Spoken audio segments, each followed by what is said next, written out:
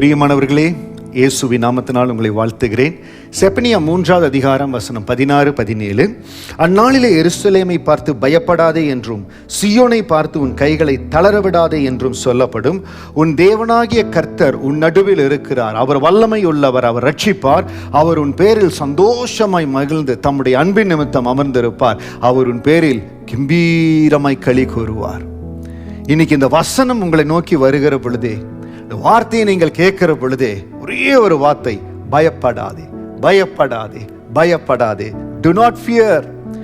எருசலேமை பார்த்து பயப்படாதே என்றும் சீயோனை பார்த்து உன் கைகளை தளரவிடாதே என்றும் சொல்லப்படும்.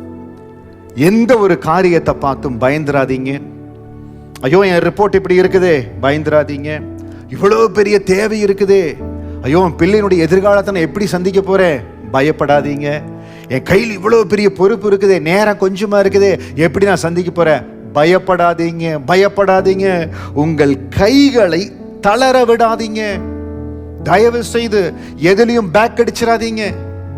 என்னால முடியலன்னு நான் சொல்லிட போறேன், எனக்கு இந்த காரியம் முடியாதுன்னு சொல்லிட போறேன், தயவு செய்து சொல்லாதீங்க, தயவு செய்து சொல்லாதீங்க. எந்த இடத்துலையும் பயப்படாதீங்க, என்னால முடியலன்னு சொல்லவே சொல்லாதீங்க. ஏன் தெரியுமா?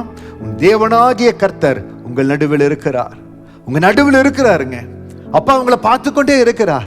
அந்த அழகான கண்கள் உங்களை நோக்கி கொண்டே இருக்கிறது. உங்களை உயர்த்தும்படியாய், உங்களை ஸ்ட்ரென்தன் பண்ணும்படியாய், எல்லா கண்கள் பார்க்கும்படியாய், உங்களை உயர்த்தும்படியாய் என் ஆண்டவர் உங்களை பார்த்து கொண்டே இருக்கிறார். அவர் வல்லமை உள்ளவர், அவர் ரட்சிப்பார். உங்களை வெளியில கொண்டு வருகிற, உங்களை கொண்டு அந்த காரியத்தை செய்ய வைக்கிற எல்லா வல்லமையும் ஆண்டவரிடத்தில் இருக்குது.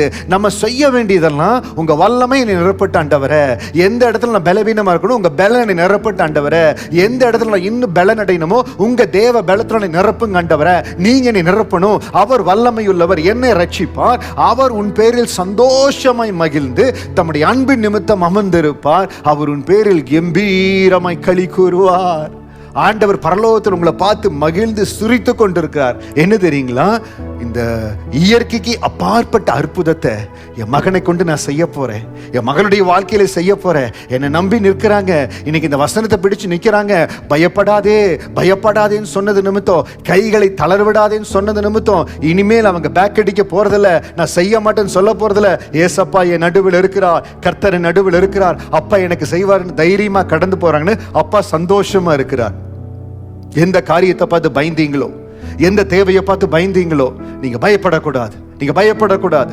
ஆண்டவர் உங்களோட கூட இருக்கிறார், உங்கள் மத்தியில் இருக்கிறார். உங்களை பலப்படுத்தும்படியாகத்தான், உங்களை உறுதிப்படுத்தும்படியாகத்தான், உங்களுக்கு ஒரு உத்தரவாதத்தை கொடுக்கும்படியாகத்தான் இந்த வார்த்தை கடந்து வந்து கொண்டு இருக்கிறது. தேவன் உங்களுக்கு உத்தரவாதத்தை கொடுக்கிறார்.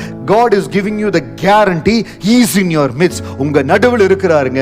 நீங்க அக்னியின் மத்தியில கடந்து போனாலும், பெரும் போராட்டத்தின் மத்தியில கடந்து போனாலும், அந்த அலைகளின் மத்தியில, அந்த போராட்டத்தின் மத்தியில என் ஆண்டவர் இறங்கி வந்திருக்கிறார், உங்களோடு கூட இருக்கிறார். நீங்க எல்லா காரியத்தை சக்சஸ்ஃபுல்லா செய்து முடிப்பீங்க, மகிமையா செய்து முடிப்பீங்க. ஆண்டவருடைய கரம் உங்களை ஆசீர்வதிக்கோ. கர்த்தர் உங்கள் நடுவில் இருக்கிறார், மேலான காரியங்களை செய்வார், அற்புதங்களை அதிசயங்களை காண செய்வார். சந்தோஷமா இருங்க, கர்த்தருக்குள் பலமா இருங்க, பெரிய காரியங்களை செய்வார். God bless you.